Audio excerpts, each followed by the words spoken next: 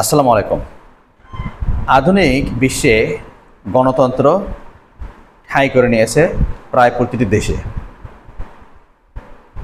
আমাদেরকে বোঝানো হচ্ছে যে এই গণতন্ত্রের মাধ্যমে মানুষের অধিকার নিশ্চিত হয়, কিন্তু আসলে কি তাই যে গণতন্ত্রের মাধ্যমে মানুষের অধিকার কি সত্যি সত্যি নিশ্চিত হয়?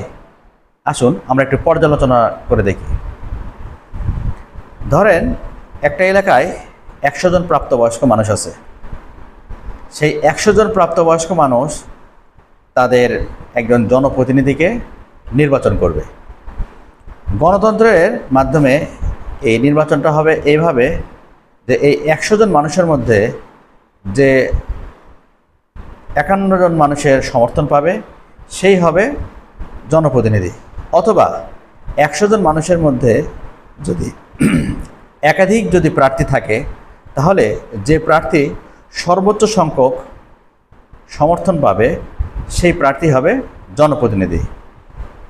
একটা ব্যাপার খেয়াল করে দেখেন যে সর্বোচ্চ সংখ্যক মানুষের সমর্থন নিয়ে একজন জনপ্রতিনিধি নির্বাচিত হলো, কিন্তু বাকি যে মানুষগুলো যারা সর্বোচ্চ সংখ্যক সমর্থন দিতে পারলো না, অর্থাৎ যারা ওই পরিমাণ সমর্থন দিতে পারলো না, তারা কিন্তু তাদের জনপ্রতিনিধিকে নির্বাচিত করতে পারল না।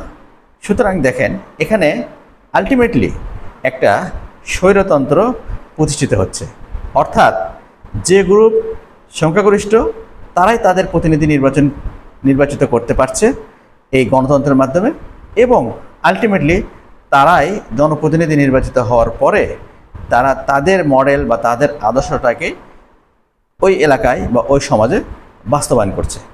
তাহলে আলটিমেট কী হলো যে এই গণতন্ত্রের মাধ্যমে আমরা একটা স্বৈরতন্ত্রের জন্ম দিলাম বা একটা একনায়কতন্ত্রের জন্ম দিলাম, যেখানে শুধু একটা গ্রুপের মানুষের ধ্যান ধারণা বা মতামত ইস্টাবলিশড হলো এবং সেই ধ্যান ধারণা বা মতামত অনুযায়ী সেই সমাজে কার্যকর থাকলো তাদের নিয়মনীতিগুলো।